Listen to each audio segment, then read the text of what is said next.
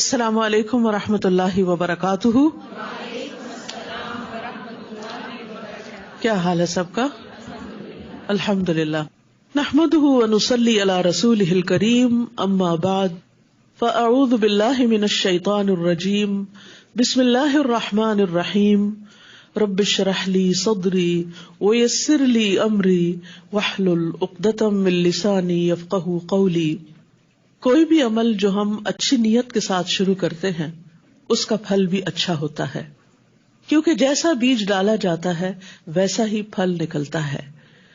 قرآن مجید کو پڑھنے کے پیچھے بھی ہماری نیت اچھی ہونی چاہیے، اور ایک وقت میں صرف ایک نیت نہیں، کئی نیتیں ہو سکتی ہیں.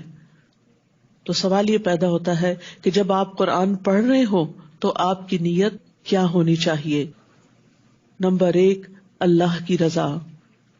اللہ کا کلام اللہ سبحانہ وتعالی کی خوشی کے لیے پڑھنا چاہیے. پھر نمبر 2، نیکیوں میں اضافہ کرنے کے لیے. اس کو ایک تجارت سمجھیں کہ جیسے آپ ایک بزنس کرنے کے لیے آئے ہیں، کیونکہ قرآن مجید میں آتا ہے ان الذین یتلون کتاب اللہ واقاموا الصلاة وانفقوا مما رزقناہم سرا وعلانیۃ یرجون تجارۃ لن تبور.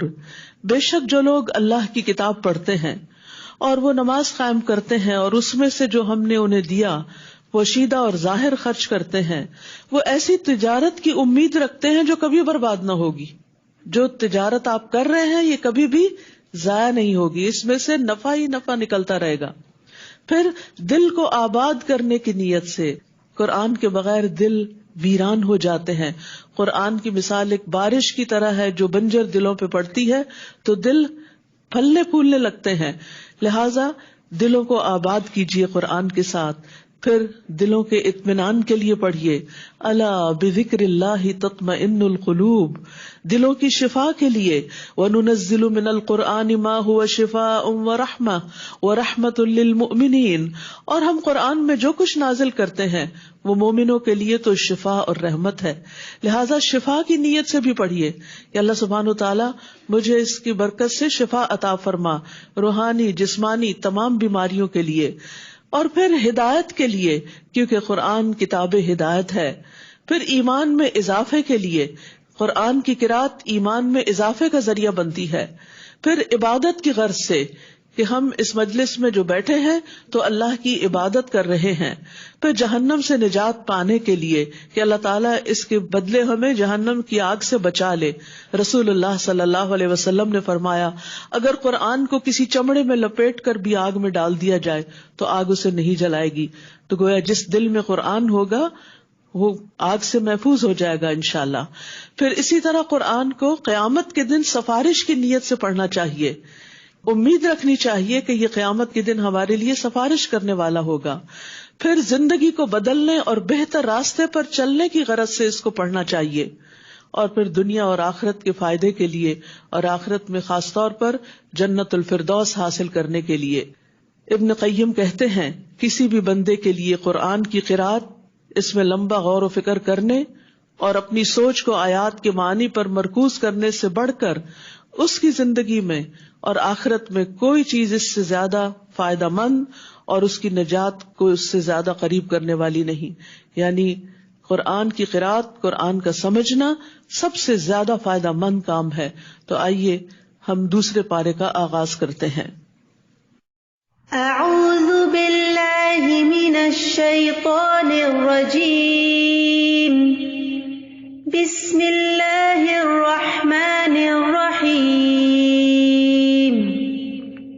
سيقول السفهاء من الناس ما ولاهم عن قبلتهم التي كانوا عليها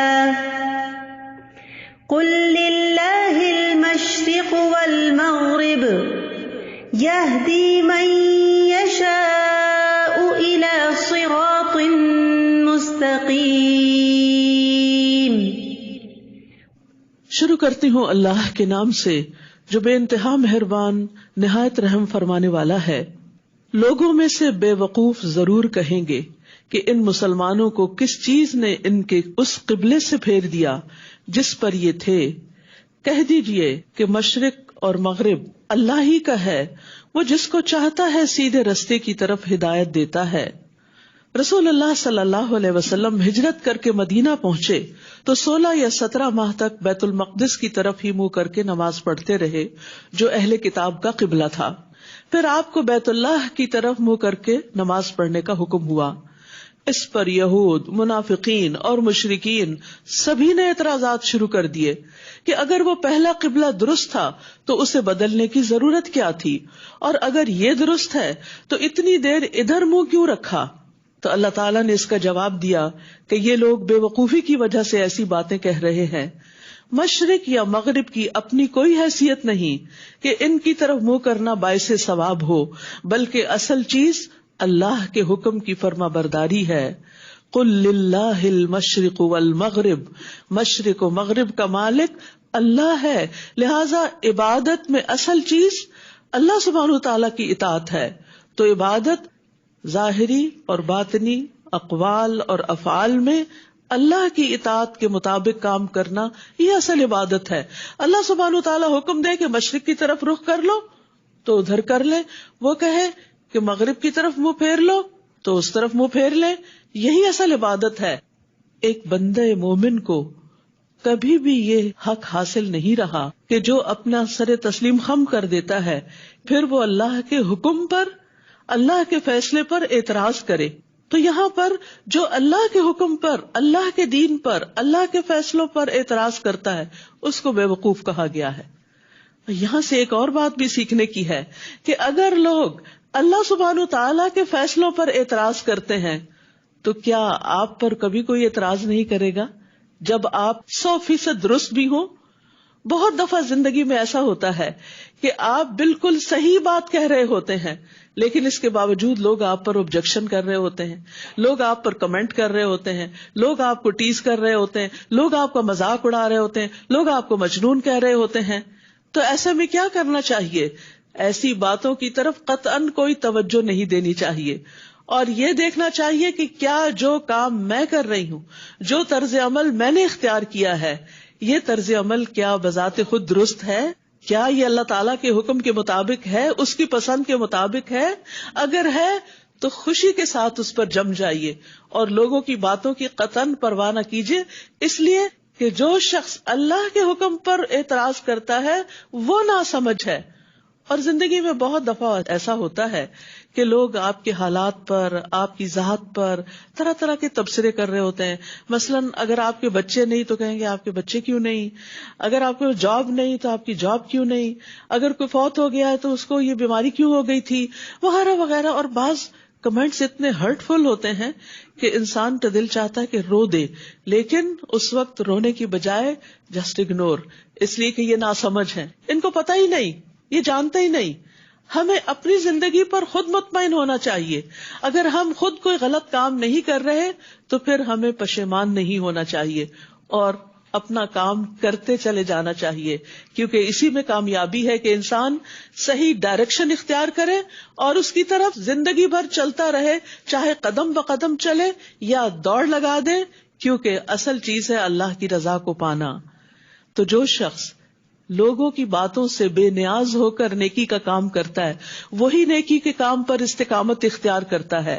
تو عقل مند وہی ہے جو رب کے احکامات کو تسلیم کر لیتا ہے، اور جو رب کے احکامات قرآن کی کسی آیت پر یا نبی صلی اللہ علیہ وسلم کی احادیث پر اگر کوئی اعتراض کرتا ہے تو اصل میں وہ خود ناسمجھ ہے۔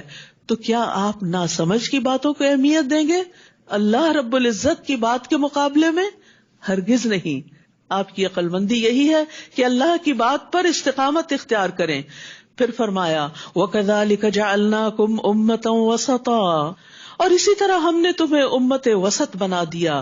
وسط کا ایک معنی بہتر بھی ہوتا ہے، ایک بہترین امت بنایا تاکہ تم لوگوں پر گواہ ہو جاؤ اور رسول تم پر گواہ ہوں، یعنی جو تمہارے پاس علم ہے اس کی بنا پر تم باقی تمام لوگوں کے معاملات پر ایک ایسی نظر رکھو کہ کیا صحیح ہے اور کیا نہیں، اور قیامت کے دن بھی امت محمد صلی اللہ علیہ وسلم کی گواہی ہوگی۔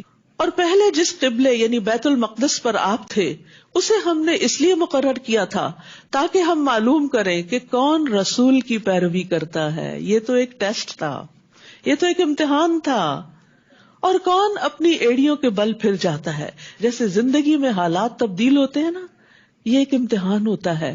کبھی خوشحالی ہوتی ہے اور کبھی بدحالی ہوتی ہے، کبھی صحت ہوتی ہے اور کبھی بیماری ہوتی ہے، کبھی مشغولیت ہوتی ہے اور کبھی فراغت ہوتی ہے. یہ سب امتحان کے مختلف رنگ ہیں. مومن ہر ایک چیز کو ایک امتحان لیتا ہے کیونکہ اس کی ساری زندگی ہی ایک امتحان ہے. الذی خلق الموت والحیات لیبلوکم ایکم احسن عملا، کہ اس نے زندگی اور موت کو اس لیے بنایا کہ تمہیں آزما کر دیکھے کہ تم میں اچھے کام کون کرتا ہے، احسن عمل کون کرتا ہے. تو اصل ضرورت اس بات کی ہے کہ ہم احسن عمل کریں، چاہے موسم کوئی بھی ہو، حالات کیسے بھی ہوں. اور احسن عمل کی دو بڑی شرائط ہیں، نمبر 1 اخلاص اور نمبر 2 رسول صلی اللہ علیہ وسلم کی پیروی. تو یہاں پر یہی تو امتحان لیا گیا کہ رسول اللہ صلی اللہ علیہ وسلم کے پیچھے کون جاتا ہے. کہ آپ نے اپنے قبلے کا رخ پھیر لیا تو کون کون ہے جو بغیر کچھ سوال کیے اعتراض کیے آپ کے پیچھے مڑتا چلا جا رہا ہے کہ آپ کو فالو کرنا ہے، آپ کا اتباع کرنا ہے. اور کون اپنی ایڑیوں کے بل پھر جاتا ہے کہ بھلا یہ کیا ہوا، کس کے ذہن میں سوال اٹھے اور سوال اعتراض بنے اور اعتراض مخالفت بنی اور وہ حق سے پھر گیا. تو اس لیے یہ ایک بہت بڑا امتحان ہوتا ہے. اور بے شک یہ بات یعنی قبلے کی تبدیلی بہت بھاری ہے. یعنی انسان کے لیے چینج مینجمنٹ ایک بڑا مشکل کام ہوتا ہے. تبدیلی کسی بھی چیز میں جب ہوتی ہے تو انسان پہ گراں گزرتی ہے، چاہے کسی جگہ کو تبدیل کرنا ہو، چاہے کسی کام کو تبدیل کرنا ہو، ایک جاب سے دوسری جاب. کیونکہ انسان جب ایک ہی کام روز کرتا رہتا ہے، بار بار کرتا رہتا ہے، تو ایک کمفرٹ زون میں آ جاتا ہے اور اس میں اس کو سہولت ہو جاتی ہے، وہ آٹو پہ آ جاتا ہے. لیکن جب اس کو وقت میں تبدیلی کرنی پڑے یا حالات میں، تو پھر اس کو مشکل پیش آتی ہے. لیکن اصل عبادت کی روح تو یہی ہے کہ جب تبدیلی کے لیے کہا جائے تو تبدیل ہو جاؤ. تو یہ قبلے کی تبدیلی بہت بھاری ہے، سوائے ان لوگوں کے جنہیں اللہ نے ہدایت بخشی. اور اللہ ایسا نہیں کہ تمہارے ایمان کو ضائع کر دے. یہاں ایمان سے مراد نماز ہے. نماز کو ایمان کہا گیا کیونکہ لوگوں کے دل میں یہ خیال پیدا ہوا تھا کہ جو نمازیں ہم نے دوسرے قبلے کی طرف رخ کر کے پڑھی تھی وہ ضائع تو نہیں ہو گئی. تو انہیں بتایا گیا کہ نہیں، اللہ تعالیٰ نے تمہاری پچھلی عبادات کو قبول کر لیا کیونکہ وہ بھی تم نے اللہ کے حکم کے مطابق ہی کی تھی. بے شک اللہ تو لوگوں پر بہت شفقت کرنے والا، نہایت رحم کرنے والا ہے. یعنی یہ اللہ تعالیٰ کی صفات ہیں. اور رأفت جو ہے، رؤوف کا لفظ جو ہے یہ رأفت سے ہے. رأفت رحمت کا سب سے آخری حصہ کہلاتا ہے. یعنی رأفت وہ مرحلہ ہے جو رحمت کے بعد آتا ہے. یعنی کہا جاتا ہے فلان رحیم، کہ فلاں بڑا مہربان ہے، اور جب وہ رحمت شدت پکڑتی ہے تو پھر وہ رؤوف بھی ہو جاتا ہے. اور اللہ اپنے سارے بندوں کے ساتھ بڑا ہی مہربان ہے، سب سے بڑھ کر رحم کرنے والا ہے، ماں سے بھی زیادہ بندے پر رحم کرنے والا ہے، دنیا اور آخرت میں رحم فرمانے والا ہے، بندوں کے لیے ہدایت کی راہیں کھولنے والا ہے اور بندوں کے دنیاوی امور میں آسانی فراہم کرنے والا ہے. ان ربکم لرؤوف الرحیم. پھر تبدیلی قبلہ کے کچھ مزید احکامات. قد نرى تقلب وجهك في السماء، یقیناً ہم آپ کے چہرے کا بار بار آسمان کی طرف اٹھنا دیکھ رہے ہیں. آپ کو بھی انتظار تھا کیونکہ آخری نبی کی نشانی یہی تھی کہ اس کا قبلہ بیت اللہ شریف ہوگا. سو ہم ضرور آپ کو اسی قبلے کی طرف پھیر دیں گے جسے آپ پسند کرتے ہیں. تو آپ اپنا چہرہ مسجد حرام کی طرف پھیر لیں، حکم آ گیا. اور تم سب بھی جہاں کہیں ہو بس اسی کی طرف اپنے چہرے پھیر لو. اور بے شک جن لوگوں کو کتاب دی گئی ہے وہ خوب جانتے ہیں کہ یقیناً وہ ان کے رب کی طرف سے حق ہے کہ آخری نبی کا قبلہ وہی ہوگا، اور جو عمل وہ کرتے ہیں اللہ ان سے ہرگز غافل نہیں.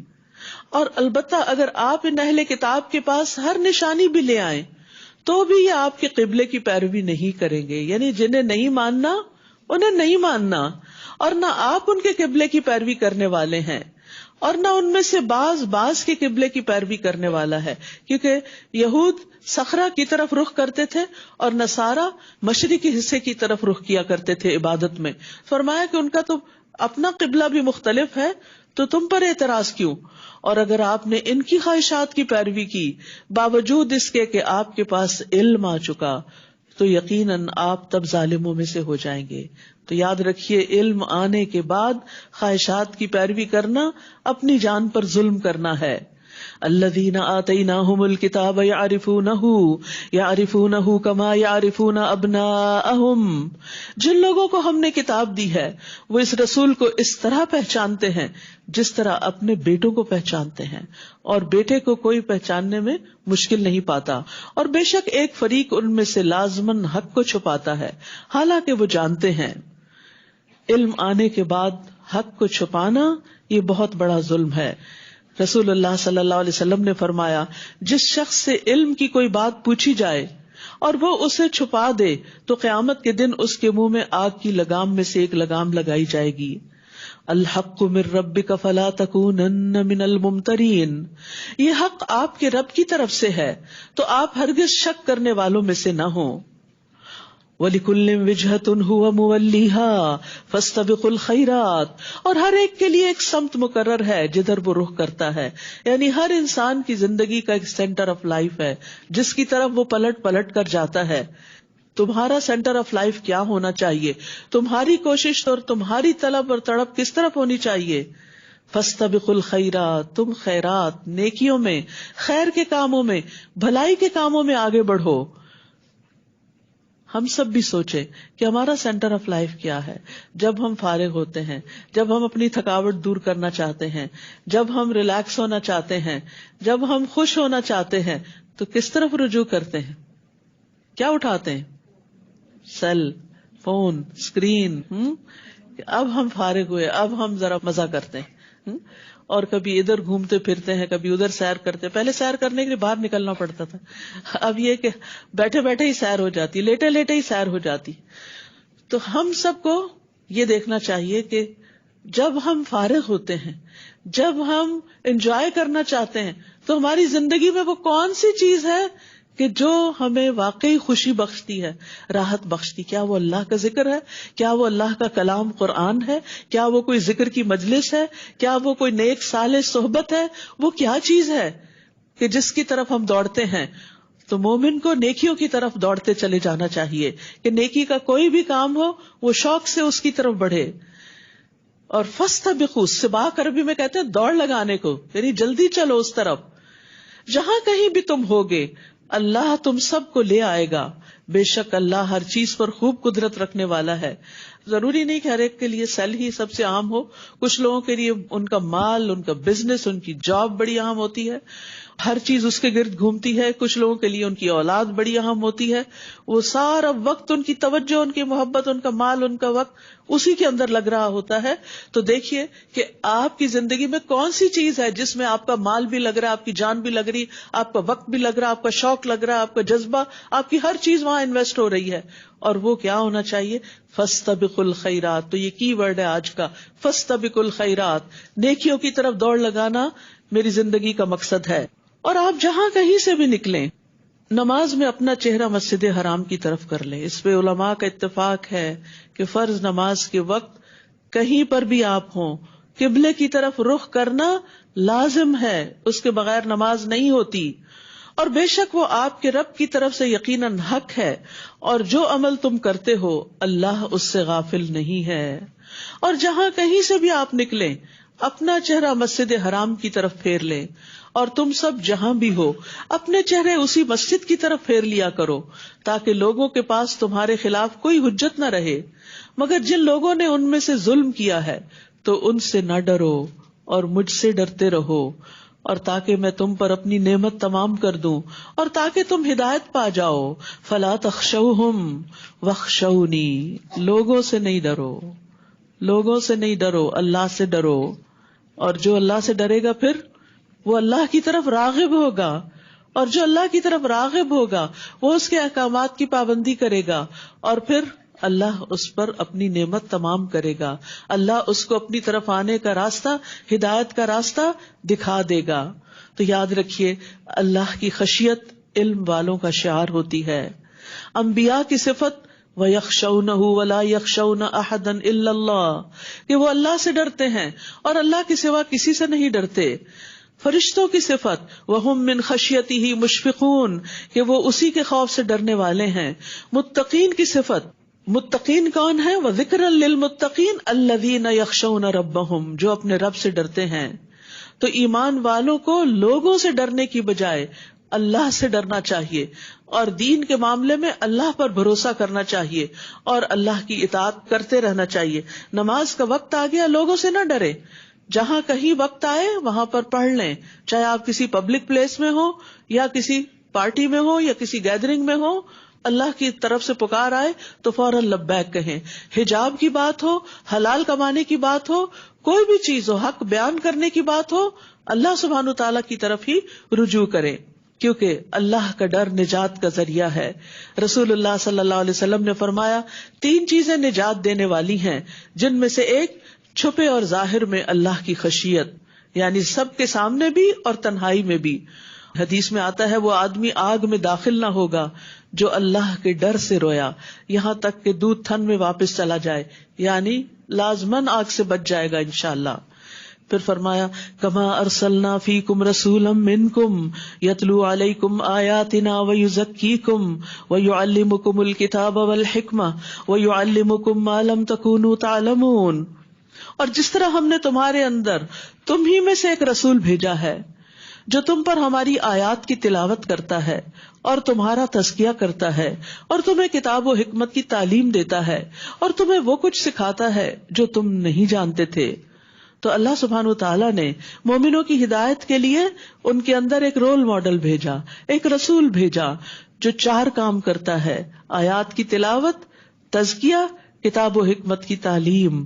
لہذا آپ کے امتی ہونے کی حیثیت سے یہی ہمارا مشن بھی ہونا چاہیے کہ ہم اللہ کی کتاب کو پڑھیں بھی، پڑھائیں بھی، اللہ کے رسول صلی اللہ علیہ وسلم کی حکمت کے ساتھ بھی بہترین معاملہ کریں. اور پھر ان سب چیزوں کے پڑھنے پڑھانے کا مقصد کیا ہو؟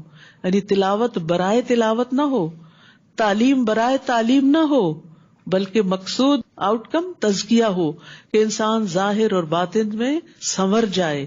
تزکیہ سنوارنے کے عمل کو کہتے ہیں کہ انسان پہلے سے زیادہ مینر فل ہو جائے، اس کے اندر بہترین اخلاق آ جائے، اس کا کردار چمک اٹھے، وہ ایک بہترین انسان بن جائے جو لوگوں کے لیے خیر کا باعث ہو. فاذکرونی اذکرکم واشکروا لی ولا تکفرون. بس تم میرا ذکر کرو، میں تمہارا ذکر کروں گا. تم مجھے یاد رکھو، میں تمہیں یاد رکھوں گا، اور تم میرا شکر ادا کرو اور میری ناشکری نہ کرو. ایمان والوں کو کیا حکم ہے؟ واذکروا اللہ کثیرا لعلکم تفلحون. اور اللہ کو کثرت سے یاد کرو تاکہ تم فلاح پاؤ، کامیاب ہو جاؤ. یاد رکھیے اللہ کا ذکر جو ہے وہ ہر چیز سے بہتر چیز ہے. بہترین عمل یہ ہے کہ انسان جب دنیا سے رخصت ہو تو اس کی زبان پر اللہ ہی کا ذکر ہو. اللہ کے ساتھ جب ملاقات ہو، انسان موت کے وقت میں جب اللہ کی طرف جا رہا ہو تو ذکر کرتا ہوا جائے، اللہ کو یاد کرتا ہوا جائے. اور اللہ تعالیٰ فرماتے ہیں میں اپنے بندے کے ساتھ ہوتا ہوں جب تک وہ مجھے یاد کرتا ہے، اور میری یاد میں اپنے دونوں ہونٹ ہلاتا رہتا ہے. اور یہ بھی یاد رکھیے کہ جس طرح کا ذکر ہم کریں گے ویسا ہی ذکر ہمارا بھی ہوگا. ذکر سے انسان کا ایمان بھی بڑھتا ہے، اللہ کا قرب بھی بڑھتا ہے، اللہ کی محبت بھی بڑھتی ہے، اللہ کی خشیت بھی بڑھتی ہے. بے شمار فائدے ہیں اس کے. اور اس کی بہترین شکل نماز ہے. یا ایھا الذین آمنوا، اے لوگو جو ایمان لائے ہو، استعینوا بالصبر والصلاۃ، صبر اور نماز کے ساتھ مدد طلب کرو. ان اللہ مع الصابرین، بے شک اللہ صبر کرنے والوں کے ساتھ ہے. ذکر اور شکر کے بعد یہاں پر صبر کا ذکر آیا ہے. جس انسان کی زندگی میں یہ 3 چیزیں شامل ہو جائیں وہ خوشحال ترین انسان ہے. ذکر، شکر، صبر. ذکر اللہ کی یاد، شکر اللہ کی نعمتوں پر محبت کا رویہ، بہترین عملی رویہ، اور مشکلات آنے پر صبر کا رویہ. اور ان سب چیزوں میں مددگار ہوتی ہے نماز. ان اللہ مع الصابرین، بے شک اللہ صبر کرنے والوں کے ساتھ ہے. ایسے لوگوں کو اللہ کی مدد حاصل ہوگی. وَلَا تَقُولُوا لِمَن يُقْتَلُ فِي سَبِيلِ اللَّهِ أَمْوَاتٌ بَلْ أَحْيَاءٌ وَلَٰكِن لَّا تَشْعُرُونَ. سب سے زیادہ صبر انسان موت کے صدمے پر کرتا ہے، اور کرنا چاہیے، کیونکہ موت کے بعد پھر کچھ واپس نہیں آتا. تو یہاں پر شہادت کی بات کی گئی کہ جو لوگ اللہ کے راستے میں مارے جائیں انہیں مردہ نہ کہو. یعنی صبر کرنے کے لیے اصل میں چاہیے کیا ہوتا ہے؟ سب سے پہلے اپنی سوچ بدلنی ہوتی ہے. جب آپ کی تھنکنگ پازیٹو ہو جاتی تو آپ کو صبر کرنا آ جاتا ہے. آپ کسی بھی حادثے، کسی بھی مصیبت کا مثبت رخ جب دیکھنے لگتے ہیں، اس میں خیر تلاش کرنے لگتے ہیں تو آپ کا دل ٹھہر جاتا ہے، آپ کو صبر آ جاتا ہے. اسی لیے یہاں پر اللہ کے راستے میں موت کو زندگی کہہ کے، موت کو زندگی کا بالکل الٹ بات، تو اس سے صبر دلایا گیا، صبر کے لیے کلو دیا گیا. وہ زندہ ہے، یعنی جو لوگ اللہ کی خاطر اپنی جان دے دیں وہ مرتے نہیں ہوتے، وہ زندہ ہے. لیکن تم شعور نہیں رکھتے، تمہیں یہ بات سمجھ نہیں آتی کہ موت زندگی کیسے ہو سکتی ہے. اور یاد رکھو صبر تو زندگی بھر کرتے ہی رہنا پڑے گا، کیونکہ زندگی میں آزمائشیں آئیں گی. کون کون سی آزمائشیں؟ وَلَنَبْلُوَنَّكُمْ بِشَيْءٍ مِّنَ الْخَوْفِ وَالْجُوعِ وَنَقْصٍ مِّنَ الْأَمْوَالِ وَالْأَنفُسِ وَالثَّمَرَاتِ وَبَشِّرِ الصَّابِرِينَ. اور ہم تمہیں خوف اور بھوک اور مالوں اور جانوں اور پھلوں کی کمی میں سے کسی نہ کسی چیز کے ساتھ ضرور بس ضرور آزمائیں گے، اور صبر کرنے والوں کو خوشخبری دے دیجئے. یعنی کبھی خوف ہوگا جیسے دشمن کا خوف، فیوچر کا خوف، کبھی بھوک ہوگی کہ انسان کی کوئی جاب چلی جائے، کبھی فاقہ ہو جائے، کبھی مال کا نقصان ہو جائے، کبھی اولاد یا کسی جان کا نقصان ہو جائے، یعنی کوئی فوت ہو جائے عزیز پیارا. اور پھل تو ہر چیز کا آؤٹ کم ہوتا ہے کہ انسان کی ساری زندگی کی محنت کبھی اس کے سامنے برباد ہو جائے. پھل ہوتا ہے کسی بھی کام محنت کے بعد جو آخری نتیجہ ہوتا ہے، یعنی ساری زندگی ایک چیز پر کام کیا اور جب آخری نتیجہ آیا تو اس کا پھل کھانا نصیب نہ ہوا، تو وہ انسان کے لیے بڑا تکلیف دہ مرحلہ ہوتا ہے. تو اس سے بھی آزمائش ہو سکتی ہے. مثلاً والدین نے اپنے بچے کو بچپن سے بہت اچھی تربیت دی، پڑھایا لکھایا، اس کو ہر طرح کے قابل بنایا. جب وہ بڑا ہوا اس کی بہترین جاب لگ گئی کہ اچانک ایکسیڈنٹ میں فوت ہو گئی، تو پھل چلا گیا. یعنی وہ محنتوں کا پھل تھا. اولاد سب سے بہترین پھل ہوتی ہے انسان کا، بہترین کمائی ہوتی ہے انسان کی. وہ چلا گیا، یہ کیا ہوا؟ پھر انسان کہتے ہیں یہ ایسا نہیں ہونا چاہیے. نہیں، آپ نے اس پر محنت کی، آپ کی محنت کا ایک لمحہ بھی ضائع نہیں ہوا. لیکن وہ تو اللہ کی امانت تھی، وہ تو جس کا تھا اس نے لے لیا، اعتراض نہیں کر سکتے. اب تو صبر کرنا ہوگا، اور جو صبر کرے گا اس کے لیے اجر ہی اجر ہے. کل قیامت کے دن صبر کرنے والوں کو اتنا بڑا اجر ملے گا کہ انسان اس کا اندازہ بھی نہیں کر سکتا. انما یوفی الصابرون اجرہم بغیر حساب. اس وقت انسان کہے گا کاش دنیا میں سارے بیٹے چلے جاتے. ایسا کہنا تو نہیں چاہیے، لیکن جب وہ اجر دیکھتا ہے انسان تو پھر سوچتا ہے کہ یہ کیا، میں کیا سمجھتا تھا، میں کس بھول میں تھا کہ وہ ضائع ہو گیا، وہ میری آنکھوں سے اوجھل ہوا تو کہیں ختم ہو گیا. نہیں، وہ اللہ نے اجر کی شکل میں سمیٹ لیا، لیکن شرط یہ ہے کہ اگر تم نے صبر کیا. تو یاد رکھیے کہ ہر انسان کی آزمائش ہوتی ہے کسی نہ کسی چیز سے. ہر شخص کبھی خوف کا شکار ہوتا ہے، جیسے موسیٰ خوف کا شکار ہوئی موسیٰ علیہ السلام کو دریا میں بہا کر. تمام انبیاء کسی نہ کسی طرح، جیسے موسیٰ علیہ السلام بنی اسرائیل کو لے کر نکلے تھے تو ڈر گئے سارے کے سارے. انا لمدرکون، فرعون ہی آگے ہمارے پیچھے مار ڈالیں گے ہمیں، اب تو ہم پھنس گئے، آگے دریا ہے پیچھے دشمن ہے. تو ایسی سچویشن زندگی میں آتی رہتی ہیں، لیکن صبر کرنے والوں کے لیے خوشخبری ہے، اس میں خیر کثیر ہے، بے حساب اجر ہے، مغفرت ہے. کون ہے صبر کرنے والے؟ صبر کا اظہار کیسے ہوگا؟ صبر کا اظہار رویے سے بھی ہوگا، صبر کا اظہار باتوں سے بھی ہوگا. سب سے پہلا جملہ جو منہ سے نکلنا چاہیے، مصیبت آنے پر یا مصیبت کی یاد آنے پر، کیونکہ بعض اوقات مصیبتوں کی یادیں بڑی ستاتی ہیں، تکلیف دہ لمحے بہت ستاتے ہیں. تو ایسے موقع پر انا للہ و انا الیہ راجعون. الذین اذا اصابتهم مصیبۃ قالوا انا للہ و انا الیہ راجعون. وہ لوگ کہ انہیں جب کوئی مصیبت پہنچتی ہے تو کہتے ہیں کہ بے شک ہم اللہ ہی کے لیے ہیں اور بے شک ہم اسی کی طرف لوٹ کر جانے والے ہیں. یاد رکھیے جب انسان آخرت کو یاد کر لیتا ہے نا تو مصیبتیں ہلکی ہو جاتی. انا الیہ راجعون. بیٹا چلا گیا، ہم بھی جانے والے ہیں، ہم بھی تو جا رہے ہیں، ہم کتنے دن اور ہیں، وہ آگے چلا گیا، ہم پیچھے سے آ رہے ہیں، بس اتنی سی بات ہے. انا الیہ راجعون. یعنی جن لوگوں نے بھی آخرت کو یاد کیا، اپنی واپسی کے سفر کو یاد کیا، ان کے لیے مصیبتیں آسان ہو گئیں. اور ویسے بھی اللہ تعالیٰ اس دعا کے پڑھنے والے کو دنیا میں بھی بہترین نعم البدل عطا کرتے ہیں. اور اسی طرح اگر کسی کا چھوٹا، بڑے بچے کی تو بات میں نے کی، لیکن اگر چھوٹا سا پیارا سا منا سا بچہ فوت ہو جائے تو اللہ سبحانہ وتعالیٰ فرشتوں سے پوچھتا ہے تم نے میرے بندے کے بیٹے کی روح قبض کر لی؟ وہ کہتے ہیں ہاں. پھر فرماتا ہے تم نے اس کے دل کا پھل لے لیا؟ وہ کہتے ہیں ہاں. تو اللہ تعالیٰ پوچھتا ہے میرے بندے نے کیا کہا؟ وہ کہتے ہیں اس نے تیری حمد بیان کی اور انا للہ و انا الیہ راجعون کہا. تو اللہ تعالیٰ فرماتا ہے میرے بندے کے لیے جنت میں گھر بنا دو اور اس کا نام بیت الحمد رکھو. تو یاد رکھیے انا للہ کے ساتھ اور کیا پڑھنا ہوتا ہے؟ الحمد للہ. الحمد للہ، اللہ میں راضی ہوں، اس پر بھی تیرا شکر ہے. نبی صلی اللہ علیہ وسلم صرف نعمت ملنے پر شکر نہیں کرتے تھے، تکلیف آنے پر بھی شکر کرتے تھے. الحمد للہ علی کل حال، اس میں بھی کوئی خیر ہے، اس میں بھی کوئی بھلائی ہے. خضر نے اس چھوٹے بچے کی جان لے لی تھی جو بڑے ہو کے ماں باپ کو بہت ستانے والا تھا. ہمیں نہیں پتا ہوتا کہ جو چیز ہم سے لی جا رہی ہے وہ ہمارے لیے کتنی بہتری کا باعث ہے. فرمایا یہی وہ لوگ ہیں جن پر ان کے رب کی طرف سے نوازشیں اور رحمت ہے، اور یہی لوگ ہدایت پانے والے ہیں. سبحان اللہ.